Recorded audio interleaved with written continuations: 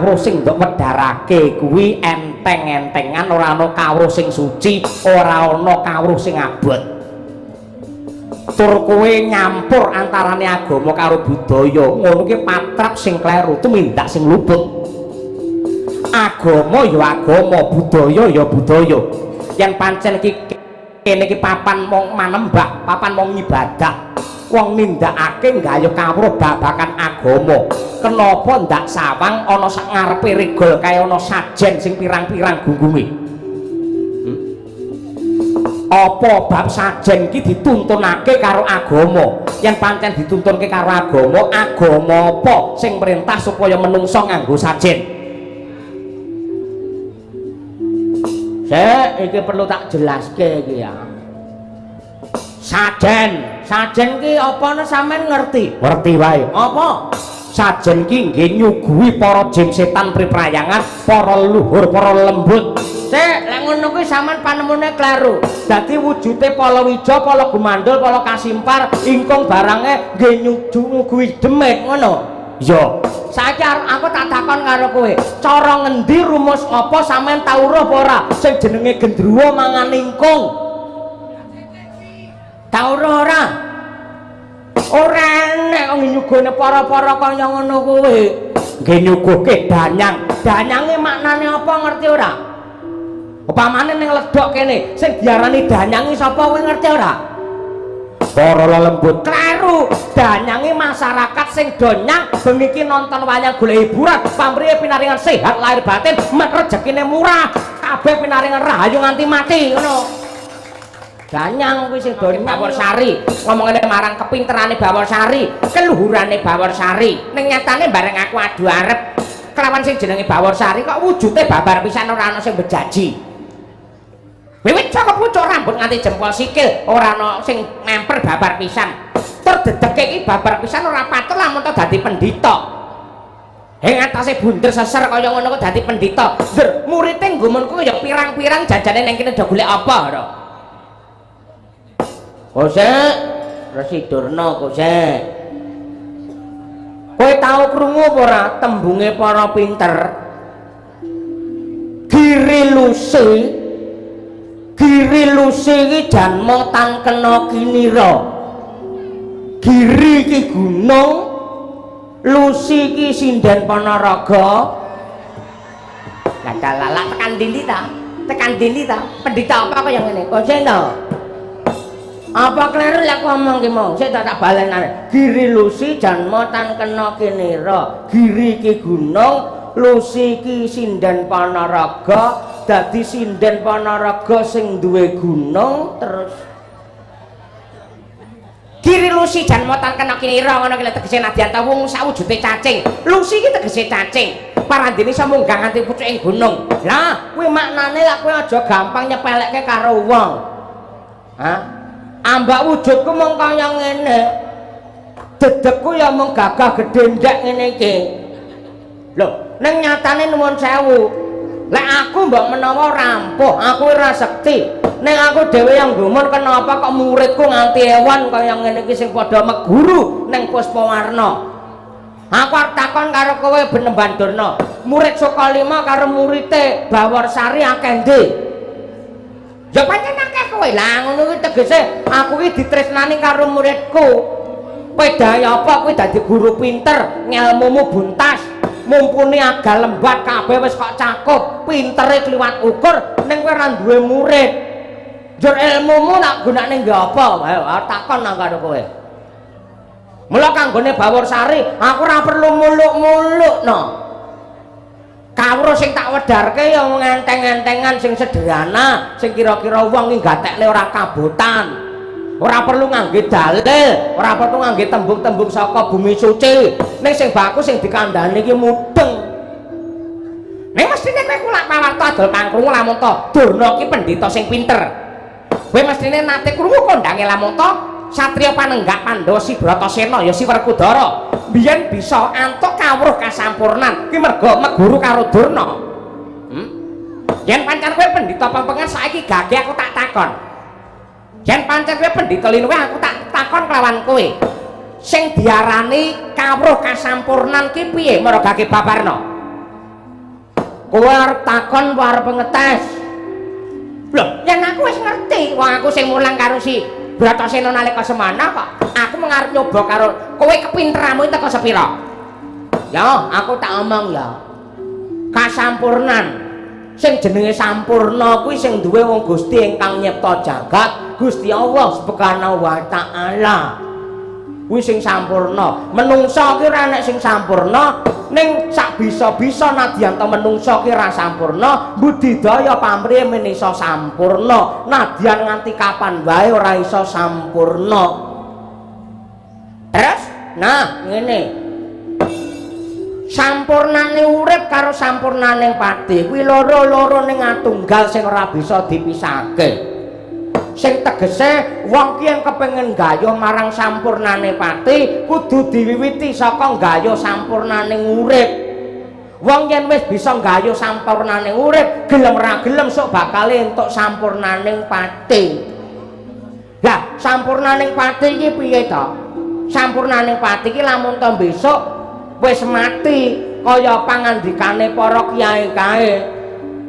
Asale saka pangeran, besok bakal bali mring pangeran. Cadangane wong yen wis mati sing digayuh ora ana liya kejaba antuk swarga. Swarga sing piye sing ndok karepake aku tak takon gente. Hah? Ngapa kok saben wong mati nindakake ibadah, padha ngamal soleh, padha sedekah, kok sok pengen munggah swarga iki sebabe apa? Lho, wis cetha pratela lamun teng kasuwargan ki anane mung kanikmatan lan kamulyan. Apa-apa ana. Bakale dicawisi daharan sing sarwa mirasa, unjukan sing sarwa seger, sandangan sing sarwa becik. Lan ning kasuwargan besok bakal diladeni karo para widodari sing ayu rupane. Mula kabeh wong kepengin antuk kasuwargan. Ngono kuwi jenenge swarga sing bandang kuwi malah. Sing jenenge kasuwargan, kasampurnan kuwi lamun to wis ora duwe rasa milik apa-apa, wis ora duwe rasa pepinginan apa-apa, kuwi munggo kula kuwi. Yen ning swarga wong sik kepengin ngombe seger, ngombe banyu susu, mangan enak, nyandang wutuh, pengen diladeni karo widodari sing ayu, tegese ning swarga wong isih kebuntel karo nafsu.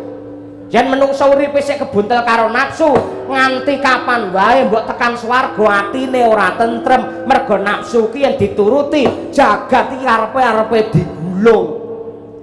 Mula yen kanggone Bawor Sari swarga kuwi sejatine lamun to menungsa ki bisa ngipatake rasa kepengin, ngipatake hawa nafsu, ora duwe pengarah apa-apa, ora duwe panjaluk apa-apa, ning anane mung kepengin nyawiji kelawan Gusti ingkang Maha Suci. Sajrone uripe tansah ditanduri karo rasa welas asih lan katresnan. Ya tresna karo padha padane menungsa, tresna karo alam saisine, lan tresna karo apa wae lan sapa wae, klebu tresna karo Gusti sing gelar jagat. Kasampurnan kanggone Bawor Sari ki ngono kuwi. Ora enek kok swarga njur kowe iki pengen sok apa kuwi diladeni widodari, ngono ki cara ngendi kuwi? Lah kok lek iso mati pengen diladeni widodari, tan wulunga mending kok widodarine mending kok keloni. Ya apa nah? Ning swarga kok ngeloni widodari, swargane mbahmu apa piye? Kuwi jane apa kuwi swarga apa kali kethek ngono kuwi? Nang swarga kok golek widodari ngono. Ah ngono. Ngono dipikirno, ora mung waton jeplak. Swarga iki lamun to bisa tetunggalan karo Gusti, wis ora duwe rasa pengen apa-apa, kuwi swarga. Sik, aku tak takon, gandeng iki rembug marang wong sing wis seda utawa wong mati. Kanggone Bawor Sari, wong yen wis mati iki sangune ana pira? Hah? Tumrape wong sing wis mati iki sangune ana pira lan apa wae? Sak ngertiku manut dawuh Rasuling Gusti ingkang pungkasan, wong ki yen wis mati sangune mung telu. Telu ki apa wae? Ingkang sepisan ya kuwi amalin jariyatin, amal sing saleh, angka loro ilmu ingkang piguna, dene ingkang angka telu anak lanang sing saleh. Kuwi telu kuwi sangune wong mati. Amal upamane nalika uripe iki durna upamane gelem gawe papan panembah, papan pangibadah, gawe langgar utawa masjid. Nadyan to Durna wis mati, yen papan panembah mau sik digunakake dening para kawula kanggo ngibadah, iki mengko ganjarane isih mili terus. Kuwi ngamal, angka loro ilmu sing bermanfaat, upamane kowe gawe tembang utawa gawe gendhing. Mbah Sri Huning Mustika Tuban apa gawe gendhing liya-liyane ngono. Nadyanto sing gawe gendhing pamane sing gawe kowe no Durna. Kowe wis mati, waton tembang mau isih dikumandhangake dening para olah budaya kanggo srana ngrembakaning kabudayan. Iki mengko ganjarane isih kok tampa ning kasuwargan. Ngono kuwi. Lek tembang-tembang sing apik, ngono tembang-tembang sing ngemupi wulang, kuwi dadine ya dadi srana kamulyanmu ana kasuwargan. Aja nganti gawe tembang ning malah nglecehke karo para pahlawan, nglecehne marang para kiai, nglecehne marang sultan ya kuwi. Enek tembang sing lagi tren, sing saiki dituntut wong pirang-pirang, ya kuwi tembang Joko Tingkir, ngerti lah. Joko Tingkir iki ulama lho kuwi. Kok iso ngombe dawet lho. Mula saiki malah diganti ora Joko Tingkir ning tukang parkir. Tukang parkir apa? Tukang parkir nganggo cawet ngono kuwi. Ngono kuwi. Nek sing baku aja melecehkan karo para ulama, para apa ki piyai-piyai sing melu berjuang biyen. Ratu pisanan ana ing Pajang biyen. Lho ngono kuwi. Angka 3 dongane anak lanang sing soleh kuwi ya penting. Dadi sok sing bisa antuk donga lamun wis mati mung wong sing duwe anak lanang. Wong sing duwe anak lanang tok sing bisa nampa dongane anak lanang sing soleh. Tegese sing ra duwe anak utawa ra duwe anak lanang bakale ora entuk donga, ora entuk kirimane anak. Kuwi jembar tebane ya no, aja ditampa mentah. Dongane anak lanang sing soleh, anak lanang iki tegese anak sing tanggung jawab. Anak sing bisa dadi imam. Ngono kuwi. Sing soleh tegese sing tigen-mugen panembahe marang Hyang Agung. Ngono kuwi. Dadi ora kudu anake dhewe. Upamane murid-muridmu, murid-muridku kabeh do tresna karo aku karo kowe. Aku sok mati, ha? Aku sok mati gandeng anak-anakku murid iki padha tresna karo aku, mula do ndongakne aku. Lah kuwi iso sing diarani anak lanang sing soleh. Ngono. Wong mati kae diunggahake ana ning dhuwur meja. Kenapa kok dadak dipasangi dilah utawa dimar? Maknane apa kok nganggo dilah utawa dimar? Dimari tegese aja wedi aja samar. Nadyanto wis mati aja wedi aja samar, ning kudu dilah wedi karo Gusti Allah. Ngono. Ngapa wong mati dicemplungane ning kuburan kan dadak diganjel gelu. Gelu ki kaya kita kandhake mau lho, amal, ilmu karo donga kuwi mah lho. Ngono. Yen pancen kowe pendhita mumpuni, wong mati, wong mati ki parane ning ndi? Parane manut sing mikul. Lek ngalor ya ngalor, ngidul ya ngidul, wong mati ora iso protes ngono. Ngono iki tegese pendhita sing ngawur-ngawur gawar. Kuwi pendhita sing jan menggojekan bae, ora ana dayane apa-apa. Ngono kok takone wong ya kudune mudeng ngono kuwi. Hah? Parane wong mati ning ndi gumantung tumindake. Ngono. Lah ape ya ning swarga, lek elek ya ning neraka ngono kuwi. Ngono dadak kok takokne. Wong kok bisa mati sebabe apa? Mergo arep mati ora gelem ngeces.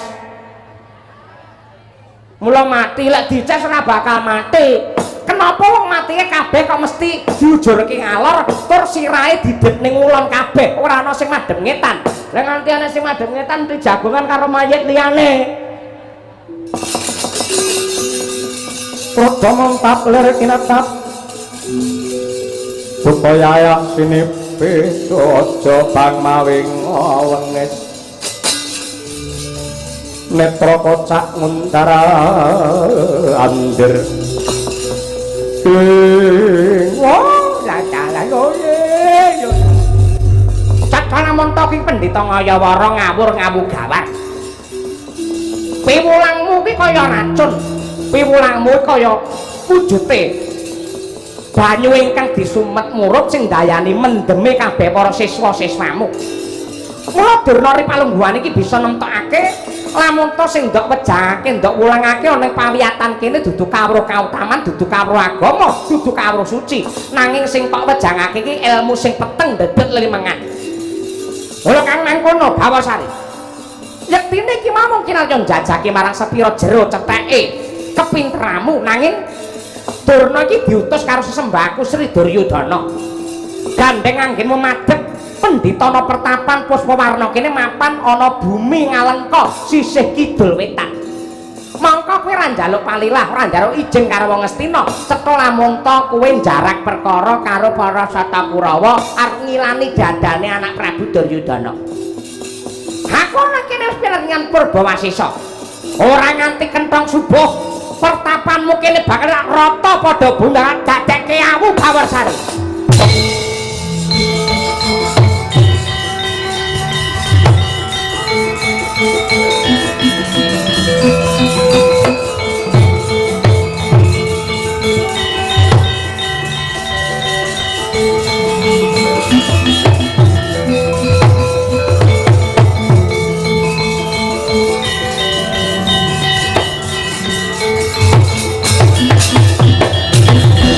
Padha tresang kapirangu rinangkul kinempit-tempit dosang reknaning bawana sing ya ngawit namastu namasidam Drona kula Drona Tek kaya ngono cak-cakamu aku arep takon karo kowe. Kowe iki janjane pendhita apa preman? Hah? Kowe kok iso arep ngobong pertapanku Puspawarna, arep ngrata padha bumi. Kowe jane iki pendhita apa gali tak takoni. Kowe iki tak kandhani, aku wis niteni, aku wis nliti, aku wis bola-bali gatekake. Nadyan ta pendhita apik, pendhita becik, pendhita luhur, ning anggere melu ana jagate politik kaya kowe, dadine tingkah lakumu ya elek, ora bakal kajen keringan, ora bakal dihormati karo murid-muridmu. Hah? Wis ta mbok ngaku pendhita kondang monyor-monyor kaya kowe ta. Ning anggere kowe melu ning jagat politik. Akhire ya kaya ngono kuwi. Kowe mung dadi kesete Duryudana anggene ngumbar karo Angkara Murka.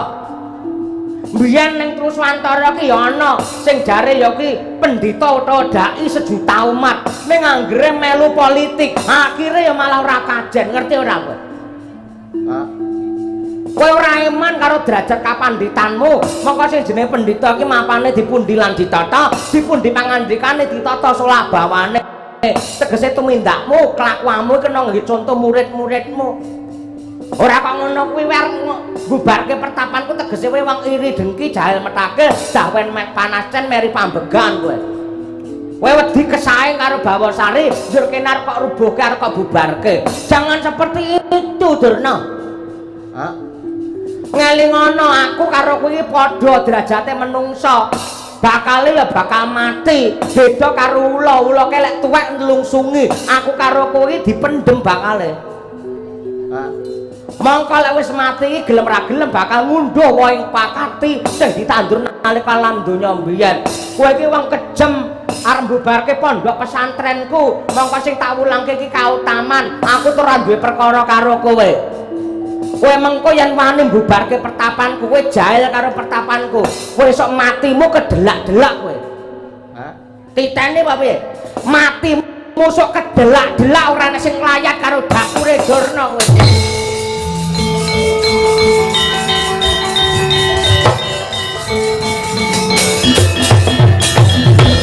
Lambemu ning ngucap ngono kene lare njur kepiye? Aku ngaturake witing klapa salugune. Titen-titenan wae. Kowe pendhita ning Drengki Serai. Kowe karo sapa-sapa ora apik, karo tangga ora becik, karo dulur ya ora rukun. Karo padha pendhita wae jahil. Wis tak sawang solek mati, ora ana wong layat kowe sok.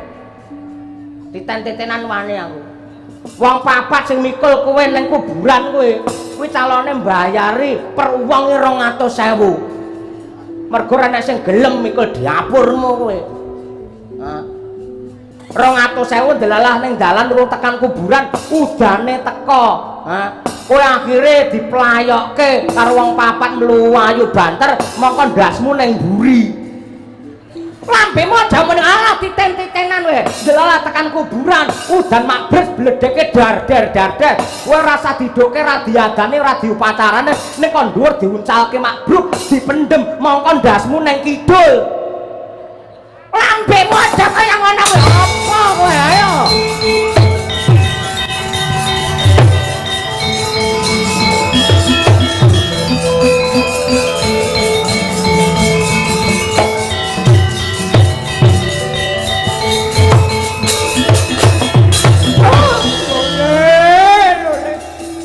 kalau gimbal manyar-manyar mregatil buntute ki andeng-andeng ana mata yen dicuplak dadi molon ya bebek Allah hafalan kowe anggere ra duwe guneman ra duwe bahan terus lole semua lole semua rante bleguduk manyar-manyar mregatil buntute kiso andeng-andeng ana mata yen cuplak dadi molon lole mending kok tambahi kok irung gajah jenenge telale ngisor irung jenenge lambe wong wedok metu bengi jenenge lole ora taturan karo angger karena mang mriki nggih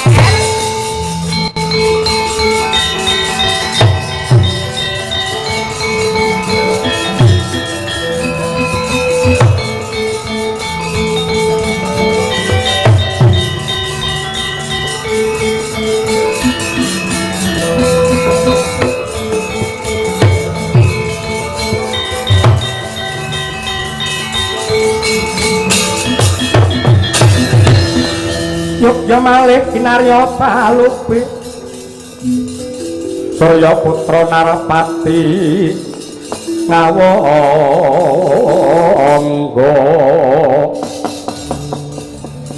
lan Pandhawa tur kadangi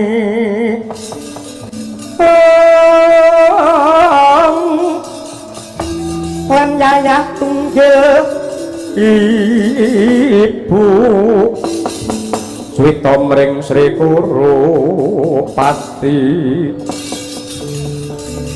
ing Ngastina kinarya golagul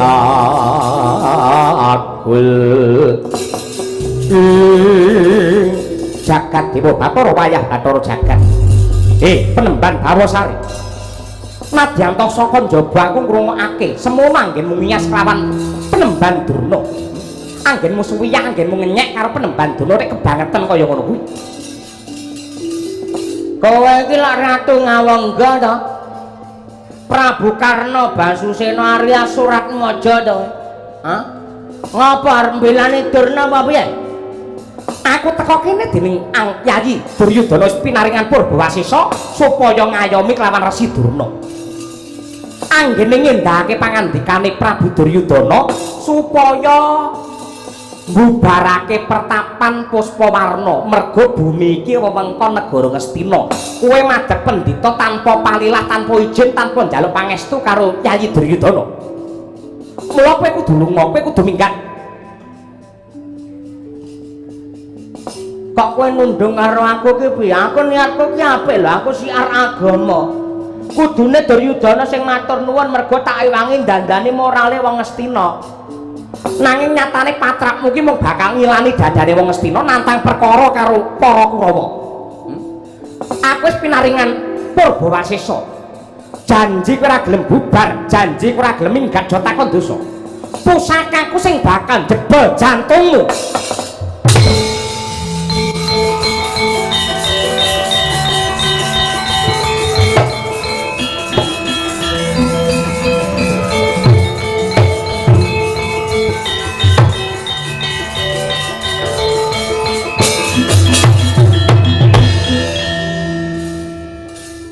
sampean nggawa keris nggih apa janji kowe ora gelem bubar tibake ning dadamu njebol jantungmu dadi sranapatimu nek arep mang tibake tibakno aku wis apal karo penggede negara Ngastina ya wis ngono kuwi mesti panguwasa kinarya gada merga ning Ngastina ki hukume hukum lading yen munggah kethul yen mudhun ki landhep para penggede, para pejabat sing mapan ana dhuwur ora bakal bisa kejamah hukum mergo ladeng yen munggahke ketul. Ladeng yen mudhunke landhep tegese sing nang ngisor para-para kawula wong cilik sing bakal kebelah dening landhepe hukum negara Ngastina. Kebangetan anggen ngias karo wong cilik, anggen ngidak-idak rasane wong cilik, anggen menyiksa karo para wong cilik. Wis wong cilik omahe ndelik dimari ublek, lingguhe dingklek yen geger keculik dhisik digebuki nganti mendelik. Kuwi wong cilik. Kowe kudune dadi penggede mikir karo kene iki, mikir karo Puspawarna, ngerti lek kene iki dalane rusak dipikir dibangun apa piye ngono, malah ngancam karo aku karepmu piye? Wes ngene, sumuk dasku wisan. Ngendel-ngendelke. Kowe mbok mawas diri no, Karno. Hah? Kowe aku percaya kowe ning pundakmu enek bintange loro. Ning ngono ki ora njur kowe tumindak sak gelemmu dhewe. Hah? Apa ora ngerti karo lakonmu wingi? Hah? Kowe anak buahmu kok pateni sing perintah kowe? Hah? Kowe kandha karo media massa jare bedil-bedilan, tembak-tembakan mergo arep ngonjak bojomu ngono kuwi. Kowe ngapusi wong sak negara wong pirang-pirang ngapusi. Dosamu liwat ukur ngono kuwi. Ayo muni kowe. Muni ana karo ngendel-ngendelke Karno iki tegese kuping, tegese ucapmu dirungokke karo wong cilik. Ning nyatane kowe iki babar pisan ora ngeman karo wong cilik. Ora ngeman sing jenenge kowe penegak hukum, sing kudune negakne hukum, ndogene malah hukum kok rubuhne dhewe iki karepmu piye? Hah? Kok rubuhne dhewe iki piye karepmu? Hah? Ayo tibakno kowe. Kerismu tibakno.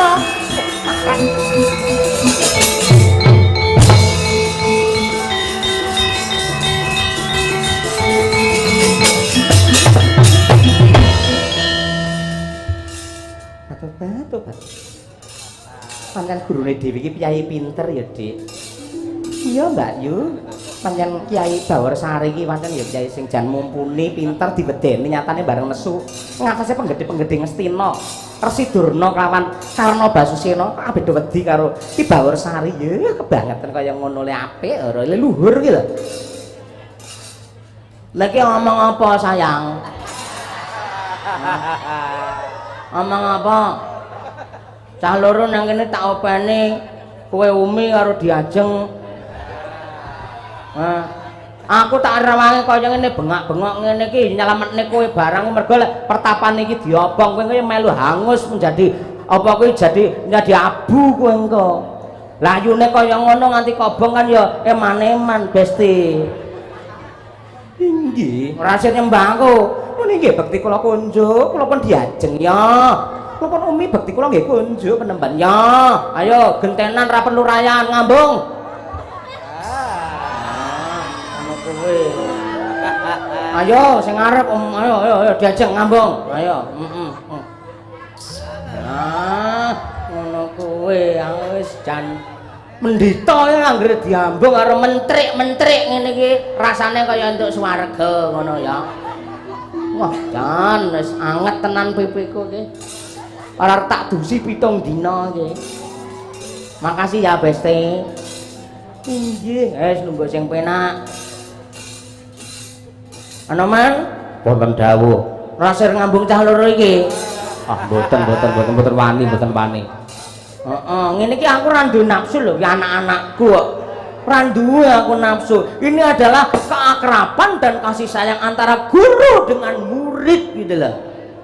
Ngono kuwi men akrab ngono dadi paman aku mejang apa-apa iso mlebu dhek iso tak leboni ngono lho. Ya tendo inji, ya tendo hai nggih. Ayo ngono kuwi. Kudu ngono kuwi. Ngene sing iso ya mak aku ngene iso naklukke karo murid-muridku mentrik-mentrik wedok ngene iki. Iki suarane ya apik iki.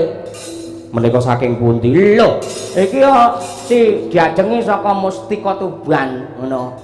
Mula lagi dhek duwe kereta itu si Diajeng Mustika Tuban ngono. Oh, kagungan kereta. Si Umi saka Pulung Panaraga. Ya setya bekti karo aku, suarane apik-apik. Mulai pas limbukan ra percaya rungokno. Kowe entuk nyawer lho engko man, kowe entuk nyawer kowe engko. Inggih. Lah sapa ke dayane ke?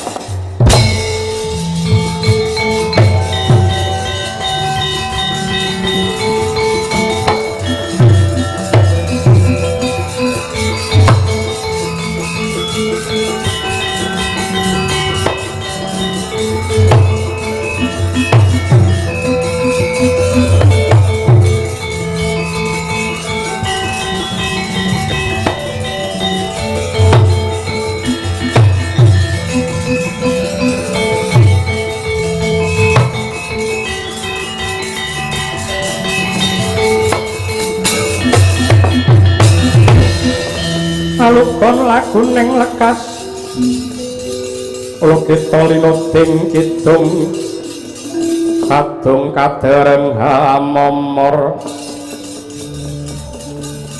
Memangun manah rahayu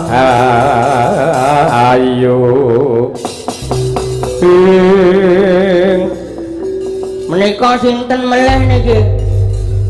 Tamu jan banyu milih wit mau teng jredul tamu pirang-pirang kabeh blas ra nggawa apa-apa. Sinten iki? Kyai Baworsari ditepungake wayaku pendhita Ngulandara kandhang langit kemul mega ora dadak ora pernah ora duwe omah lan pertapan. Dene kowe takon lawan aku jenengku Resi Soreng Pati. Resi Soreng Pati. Yo. Enten napa rawuh mriki wonten Puspawarna?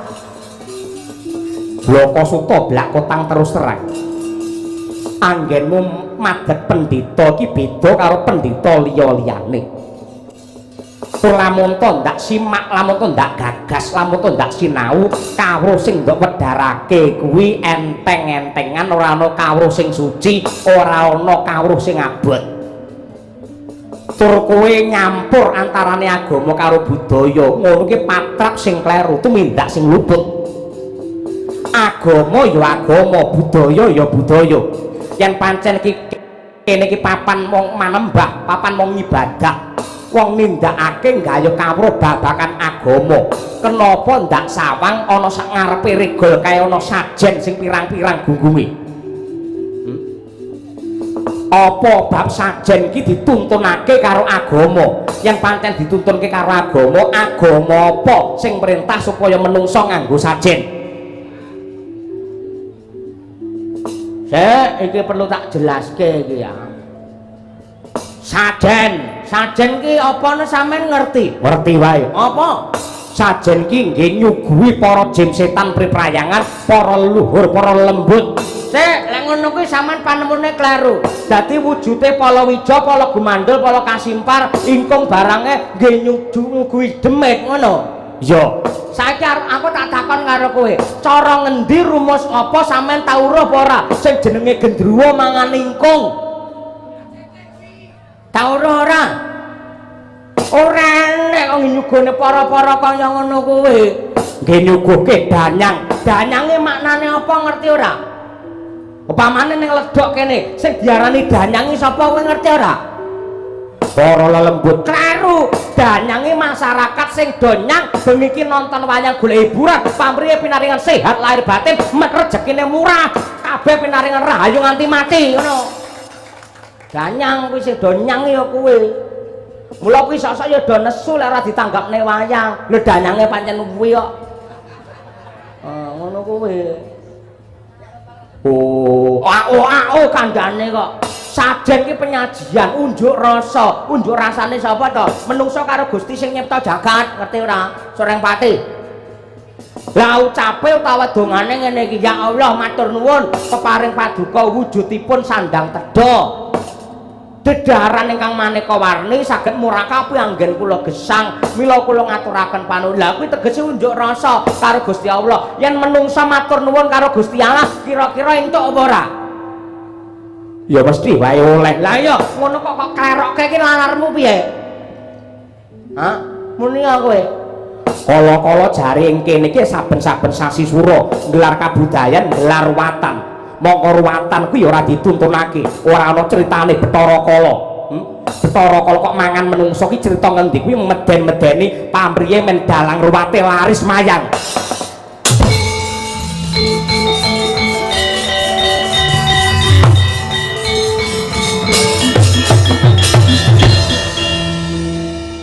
Ngene iki lho, wong lek goblok ning sok tau ngene iki lho. Sing marai donya ora tentrem iki wong goblok ning sok tau. Ngruwati apa kowe ngerti ora? Ngruwat ki ngrawat, ngopeni utawa ngilangi. Ngilangi apa to? Sukerta wangkel, lan bebaya supaya warga kene pinaringan wilujeng.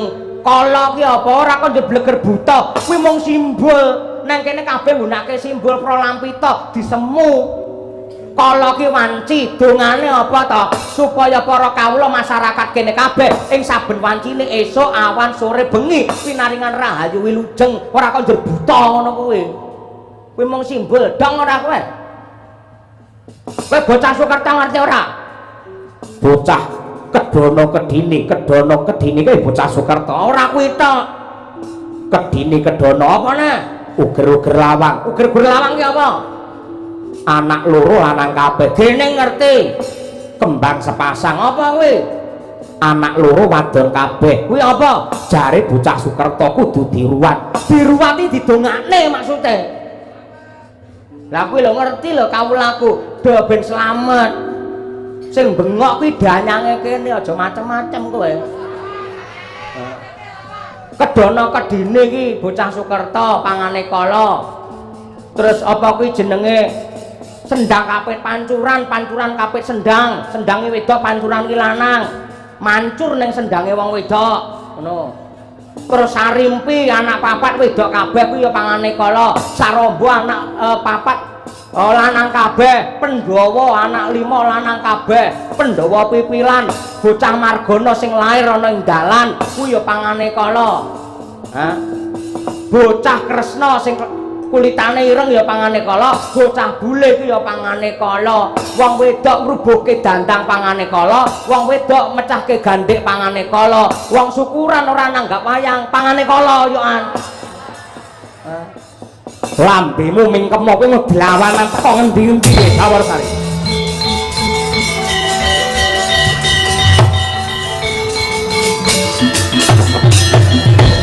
Damar mancung cupeten. Cekak cukupe ripalungguhan iki. Aku ora trima anane anggenmu ngadekake pertapan Puspawarna kene.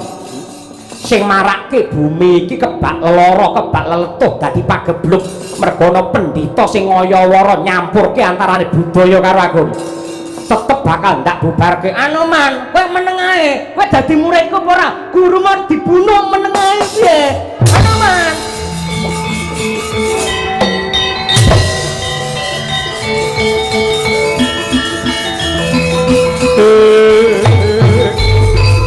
Lewar ngawur kawula nuwun sewu amit pasang kalimat tabi tinebena ing tulak mani dumawing tawang tuwang kula ingkang sowan sangadi penemban wonten ing pertapan Puspawarna mriki sembah pangabekti kula kunjuk penemban. Yaya kulup danan jaya wis ndak tampa gawe bombong ing rasa. Ora liwat pangestuku mara gage tampan ana kumbang ali-ali. Mulinggih Gurawalan anggen kula mundi mugi andadosaken jimat. Mengko ta dhisik. Yen tak sawang sing ngarep dhewe iki gantenge kliwat ukur. Ndara Janaka kebagusane ya pancen kaya wujude dewa asmara ingkang ejawantan ning ngatasé piyayi ganteng kaya ngene kok ditutne kewan telu. Iki sing ireng lemu ki apa kowe sing jenenge Bulu Semar? Inggih penemban nami kula pun Semar. Sing mecece mripate kira ki apa sing jenenge Tikus Gareng? Inggih penemban kula pun Nalawi Gareng. Mburi dhewe irunge dawa, apa kowe sing jenenge Wedhus Petruk? Nggih penemban kula pun Petruk. Sejatosipun sing kaya kewan mboten namung 3 ning janjane sekawan.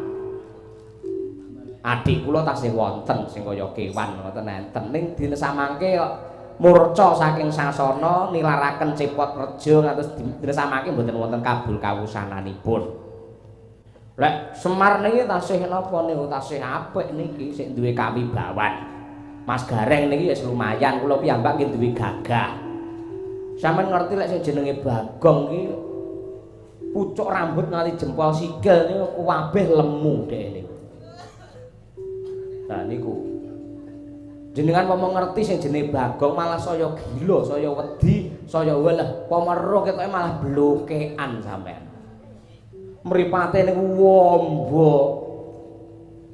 Lah nang endi wonge kok ora nek nang endi? Lah bab nika kula mboten ngertos niki nembe badhe diupadi dipadosi.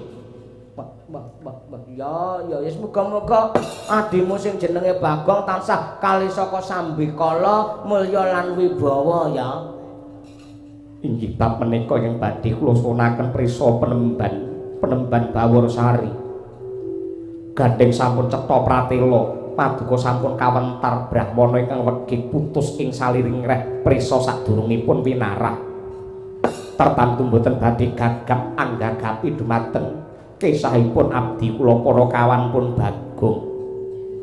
Kalilon samangke kula cumadung dawuh dinten samangke Bagong menika mapanipun wonten pundi menawi taksih gesang badhe kula puruki ewa semanten menawi sampun pejah lajeng kuburanipun wonten pundi kula badhe nyekar.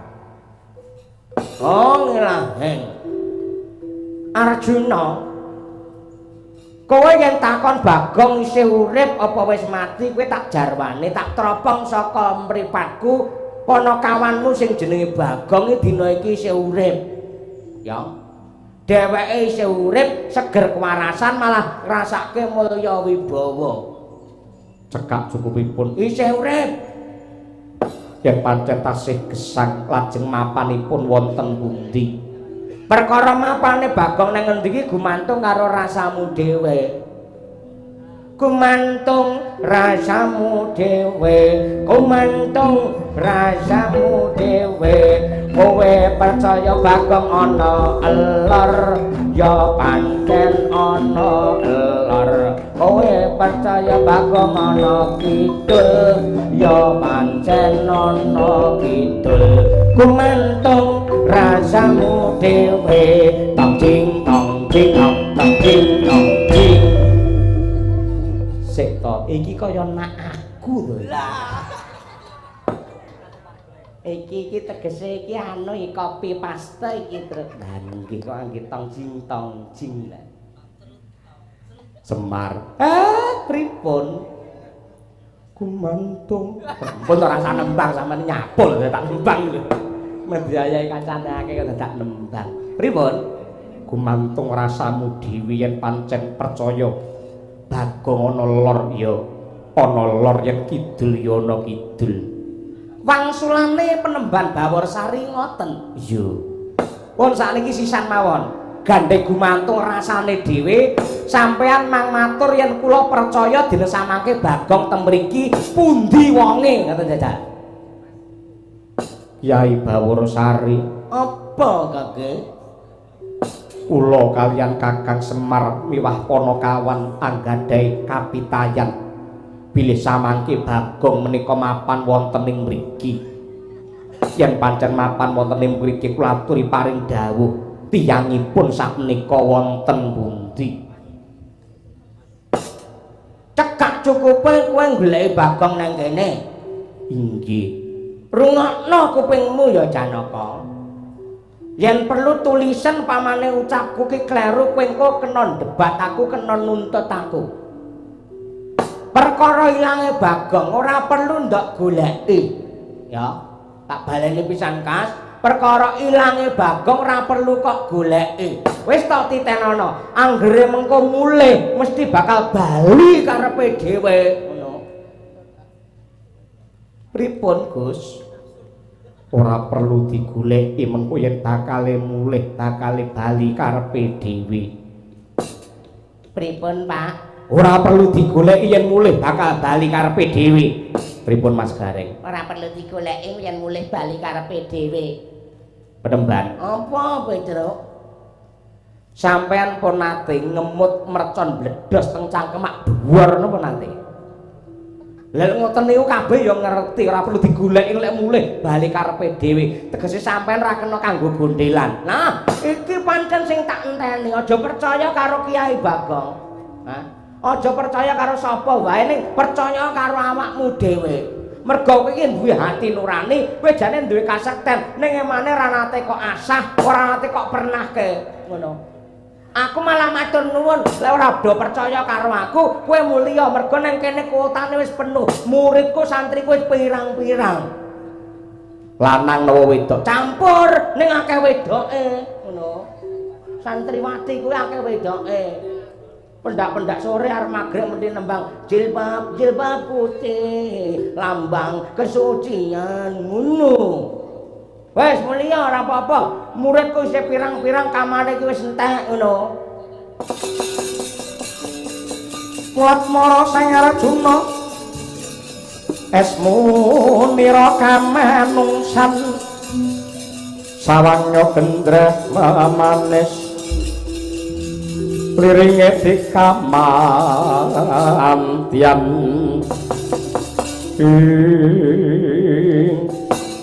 Nuwun pangapunten Penemban. Sampun golong gelem gilik ing dados cipta kula. Kula boten badhe wangsul tetep mapan wonten ing mriki menawi boten sesarengan kalian ponokawan kula Bagong. Pramila sisan damel kula nyuwun kula badhe nderek suwita wonten ing mriki Penemban. Nggone kene iki sarwa prasaja lho, nggone reget lho. Mboten dados menapa ingkang baken kula dipun keparengaken mapan wonten ing mriki. Ya, lek ngono Janaka golek enggon sing kira-kira cocok karo rasamu, kamar sing cocok karo batinmu, nyaman kanggone kowe. Ana ning aja nganti kowe tumindak kanistan, tumindak murka ning kene lho. Lek ideg dhewe seneni dhewe malah tak hukum dhewe nek kono papan suci iki.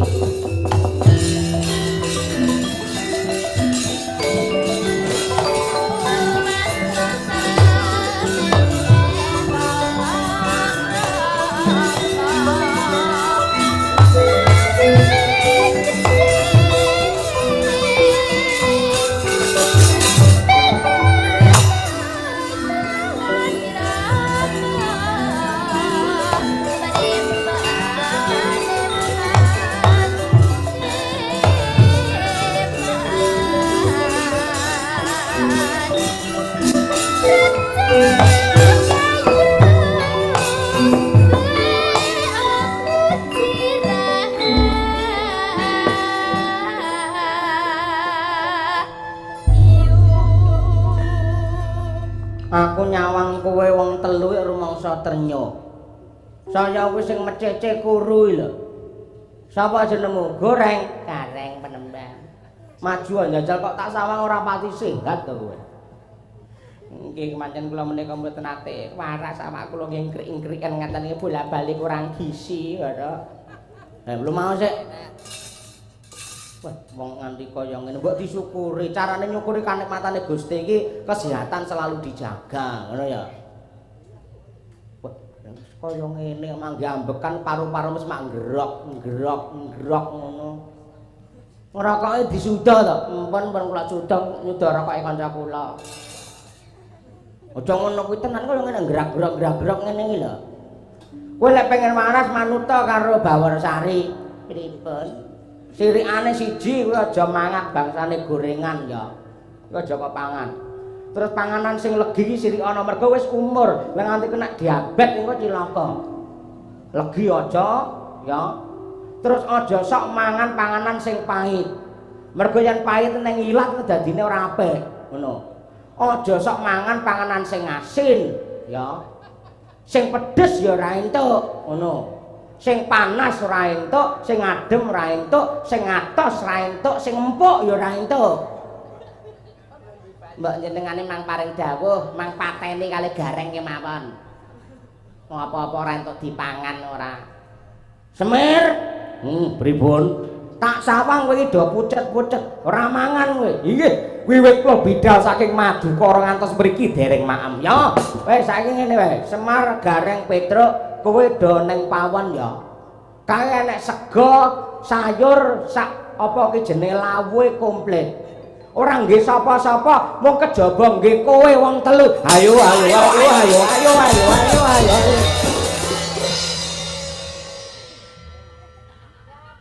Anak kirik. Anggere kon mangan kok meni rindik sono ginitik. Bola-balik gawe isin. Genah kuwi jatahe bupati nekat lha iki Pak.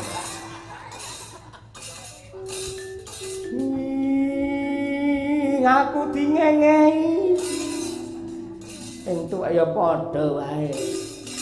Wis muga-muga saya akeh siswaku saya wuwuh muridku dadine kok saya apik gumelare jagat saisine mergo kabeh morale do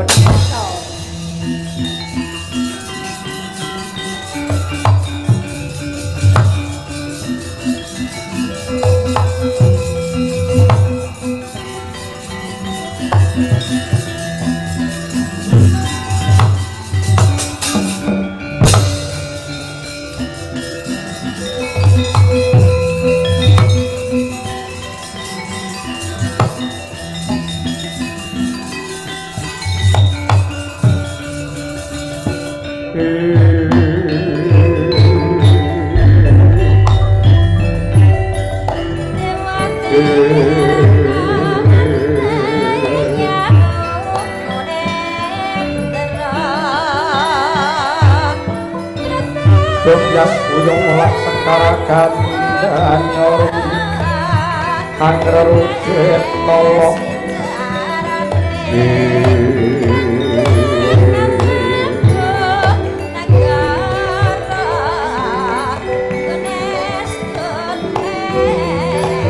Renalitan mangket lali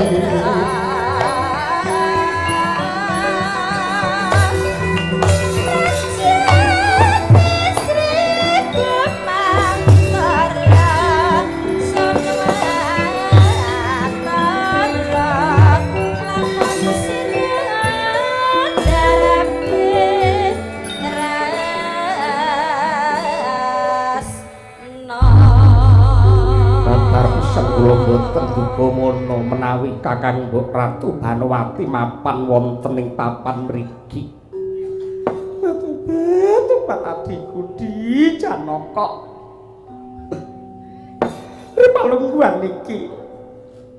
Ripalungguhan iki aku bingung antarane seneng karo sedih, antarane nangis karo guyu. Kencana ya tangih bisa ketemu ing atase aku karo kowe sing wis sawetara aku kuwi ngendhong rasa kangen kelawan panjenenganmu parantene bisa bebarengan kelawan Siadi mapan ana ing pertapan Puspawarna kene di Kakang Mbok Banowati. Nadyan kados pundi kemawon paduka menika tetep mutiaraning gesang kula, paduka menika jimat jantung kula. Nadyan kula sampun rabi marambah makaping-kaping nanging ingkang gumana musik tenging dados namung paduka Kakang Mbok Banowati. Tumraping Dananjaya langkung gampil tresnani wong wadon 1000 tinimbang nglaleke wong siji sing wis ngegen dumateng jantung kula. Ora beda karo aku Arjuna, aku ya mengkono. Nadyan to aku tansah lelati kelawan Sinuwun Prabu Duryudana ing negara Ngastina nanging sejatine batinku ya mung tumuju marang kowe. Saben-saben aku supaya ngladeni marang Sinuwun Duryudana nindakake sagama kelawan Sinuwun Prabu Duryudana sing tak bayangke rumangsaku sing ngeloni aku ki kowe Janaka. Arjuna. Mbok menawa papan iki kanggo srana tamba lara lan tambaning rasa kapang. Ayo mlebu ning kamarku Arjuna.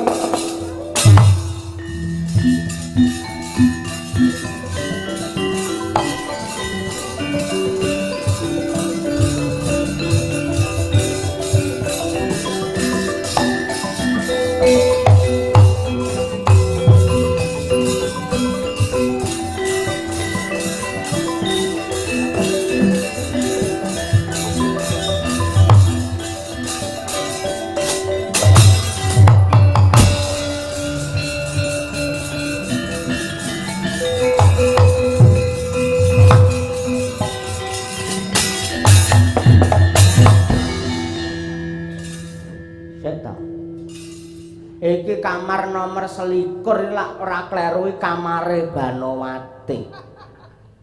Lah kok iki nek sandale calanang. Sik. Wah ngene iki tegese ora manut karo dawuhe guru. Iki papan suci, papan kanggo nindakake ngibadah nuntut ngelmu sing apik. Lah kok malah kos-kosan dinggi kaya ngene iki karepe do piye?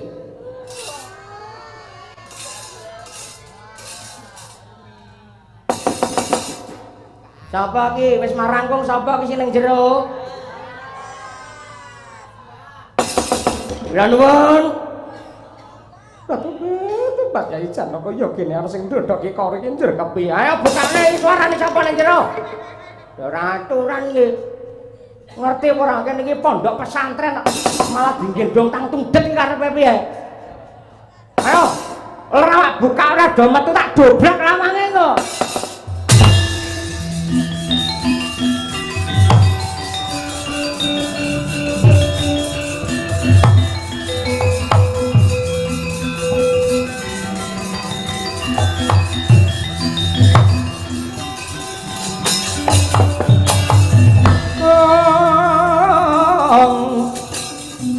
Mrih mangsut narimeng kabu budine kang ting astagfirullahaladzim lanang ing jagat lancur ing madyapada satriya pepethingan sing kudune patut minangka tepo tuladha lho parandene nang kene iso bandrek zina Arjuna nyuwun pangapunten penemban ora kaya ngono kuwi cacakane Banowati ora ngeman karo prajamu ngatasi bojo ratu parandene negar-negar kaya jaran ucul kaya ngono kuwi kowe tak kandhani pangeran wis paring dawuh sing jenenge wong urip ki aja nganti pisan-pisan kowe nyedaki zina kowe ora bakal entuk pangapura saka dosamu ngene iki yen ora dandani karo pakatimu kaya ngono kuwi ora nyawang Banowati ora nyawang Janaka kowe regeti pertapan Puspawarna kene wong loro minggat saka kene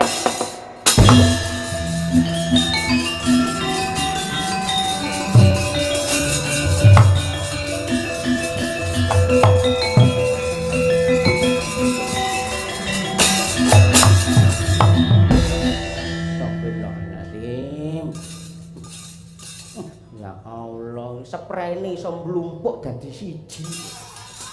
Iki polahe janjane kaya apa to? Kaya mesana-ana wae sing gawe panas ing kahanan. Kowe ra eling karo Purwodok Sinawa nampa karma tenan kowe Janaka karo Banowati.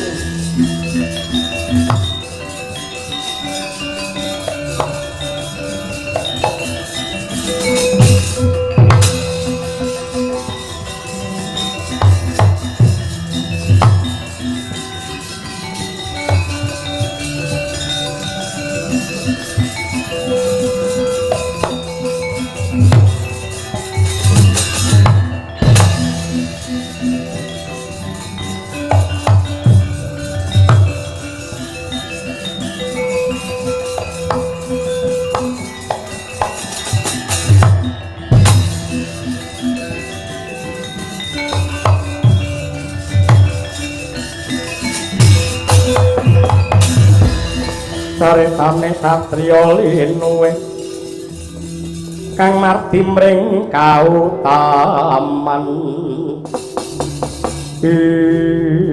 iki sapa nggih nderek tepan Gladiwanuh kula menika lari kliyang kabur kanginan ndangu dhumateng jasad kula nami kula pun Bambang Sarkara. Bambang Sarkara inggih paduka sinuwun Prabu Ndarawati. Iya iki kadangku si Werkudara banjur ana parigawe apa kowe nemoni kelawan Ratu Ndarawati? Aduh sinuwun yektosipun malih-malih menapa gandeng sampun cetha pratila bilih paduka menika socaning aboring jagat panitisane Sang Hyang Wisnu Dewaning kamulyan pramila kula kepengin nyeramakaken gesang kula sakwetahipun menika kangge srana angabdi dumateng paduka Sang Socaning Rat. Mawa dasar apa kok njur kowe arep ngabdi kelawan Sri Kresna? Kula pitados menawi kula tansah humiring dumateng paduka tartamtu rinten dalu tansah ngambah dalan rahayu sinuwun.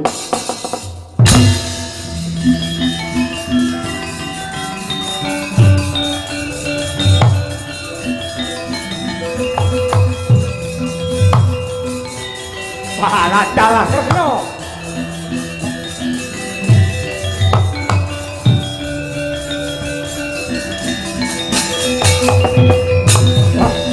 Kadangipun Kakang Yayi Prabu Ndarawati ora kaya lakone Baladewa Yayi.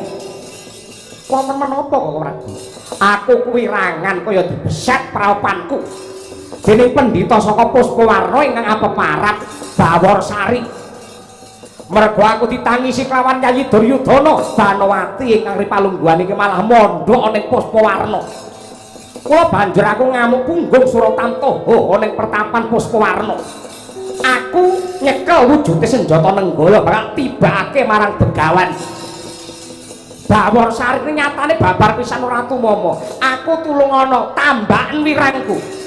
Aku bantunen bubarna pertapan Puspawarna. Inggih kok Prabu. Langkung rumiyin kula badhe matur dhumateng Paduka. Kepiye? Kula nggih badhe tilik dhumateng pertapan Puspawarna karena kondangipun sampun mbrebeki jagat.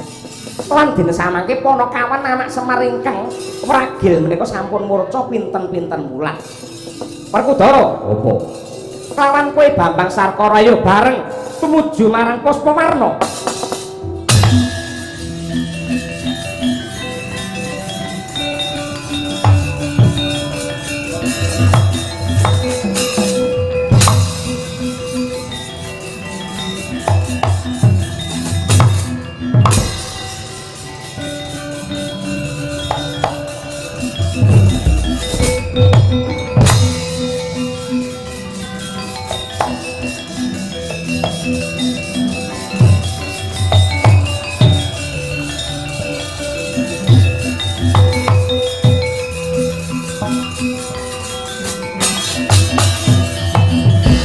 Tatkala narpa Kresna tan tulus hanyakra ring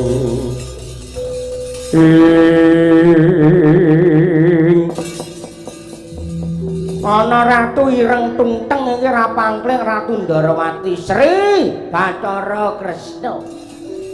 Iya pancen kepara nyata penemban kowe ingkang peparat Baworsari. Ya. Ana parigawe apa? Kasektenmu kepinteranmu mbrebeki jagat. Nganti wong sak donya padha geger ngrembug anane penemban Baworsari.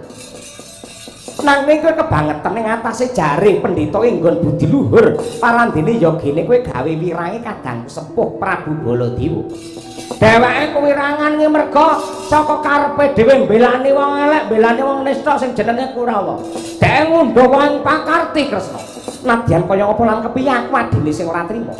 Janji kowe ora gelem lunga, ora gelem bubar pertapane iki. Tibane Cakra Baskara ora mbiar dadi lembu tak guroni. Tibakno kaya apa? Ayo, tibakno.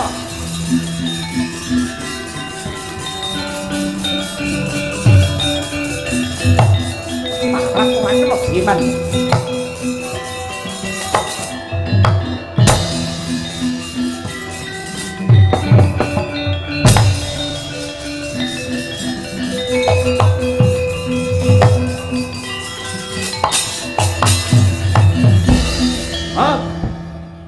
Berhenti.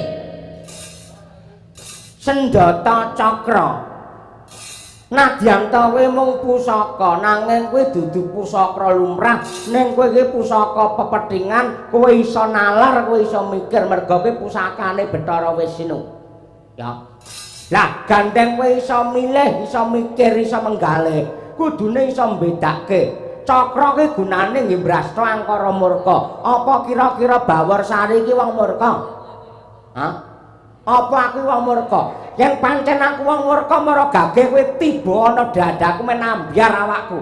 Yen aku wong suci, aku wong becik, kowe ora bali do takon terus tak ulihke ning kayangan kowe lho.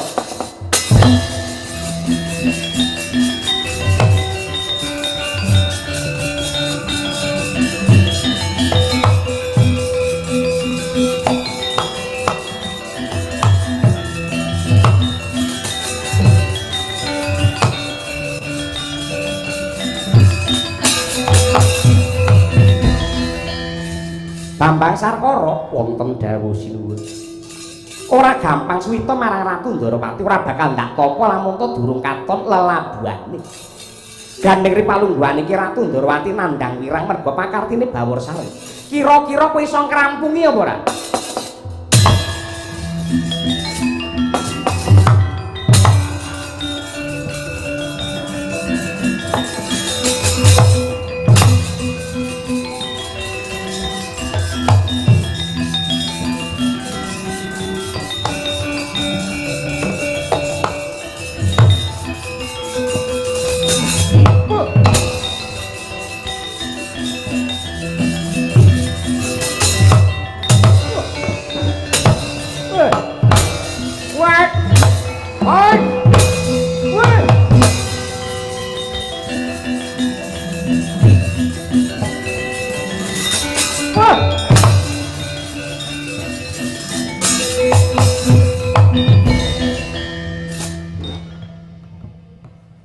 Bapak, Bagong, bapakku, Bagongku, bapak, Bagong. Aja ngono ya mainmu ya. Anake arep ngrangkul kowe malah lunga piye ya? Ya. Oh ya. Jebul sing dadi Bawor Sari mau kowe. Alah kowe asline ngerti ning ora ngerti kowe. Kae Pak, kae ana satriya dedaya karo sapa kae? Mestine sing iso ganggu ya kowe. Merga kae dudu wong liya. Angger ndok rayu badar kae kok.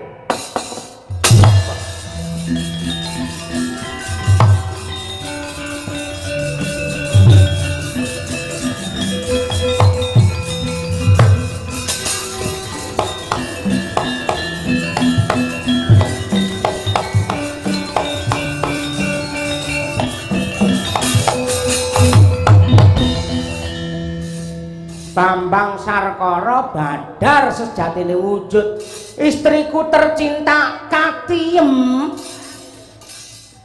Katiem. Wah, dandan lanang barang kaya ngono kaya gantenge kliwat ukur. Sayang. Hai my darling. Ora guneman karo Ki Bagong. Apa kaya ngono kuwi wong omah-omahe ngono kuwi njur lunga tanpa pamit karo keluarga. Mong wis pirang-pirang sasi ora gagas karo bojo. Yen pancen wis ra tresna karo Katiem, pripalungguhan iki mbiyen wong liya saiki ya wong liya. Ulihno aku ngene wong tuaku. Pulangkan saja aku pada orang tuaku. Aja ngono kuwi aja mutung kasarung ngono to, aja mutung kasarung. Aku ngene iki tumindak kaya ngene iki ora kanggo pribadiku dhewe sayang. Ning bot-bote anggenku kepengin dandani pakartine para warga ing negara Ngastina ngono. Mula kowe aja duwe rasa benci karo aku lho. Yen pancen tumindak kaya ngono kudu lak pamit karo keluarga, pamit karo anak, karo bojo, karo keluarga dadi ora dadi golek-golekan ngene iki. Ya sorry maaf lek aku pamit karo kowe iki ora nek surprise ngono kuwi. Ya kudu ngangge surprise aku pamit karo kowe ngono njur wong semene ngerti kabeh no. Ora sang ngerti kabeh nyatane dandananku kaya ngono nadene macak apa wae tetep kowe iki Bagong.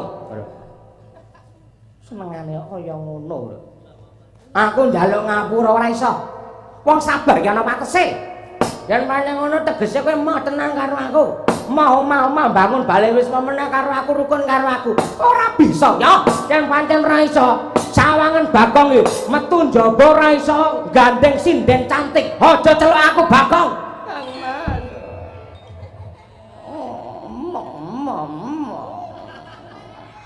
Suarane kaya mimin banget. Ya wis sing wis ya, Gong. Ya. Anake wis gembrayah kaya ngono datangi padu barang ngopo. Ayo, piye? Njaluk ngapura ya Kang Mas Bagong ya, ora masalah ora apa-apa. Halo Sinun Prabu Ndarawati tindak rene lho.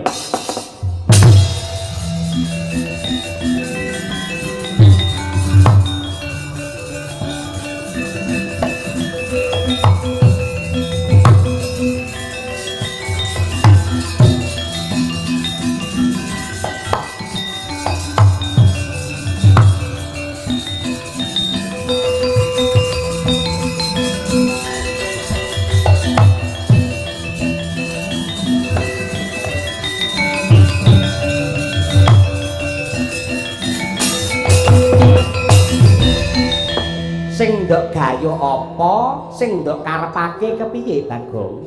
Nggih. Nuwun pangapunten yektosipun samubarang ingkang kula tindakaken niki. Kula niku duwe gegayuhan luhur. Sir kula ki janjane apik.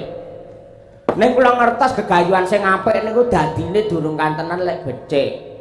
Kula ngertos bilih tiyang Ngastina niku nasibe mesake. Kawula Ngastina ki mesake merga dicengkrem karo rezime si Duryudana. Mangka Duryudana lan Kurawa klebu sengkuni rina wengi tansah ndeder kamurkan tan wurunga kawulane sing dadi korban. Lah kula pengen njur apa kuwi jeneng ngeyem-yem atine para kawula nentremke para kawuling negara Ngastina. Nyatanipun nggih kathah ingkang sami suwita wonten mriki ingkang sami ngangsu kawruh ngudi ilmu wonten ing Puspawarna mriki. Barang anggenipun mastani yen pancen Bagong kaanggep lepat kula nggih nyuwun pangapunten. Kula napa pidana menapa kemawon siap ning niat kula menika tulus dandani dumateng para kawula ngeyem-yem ngedem-dem wong negara Ngastina iki.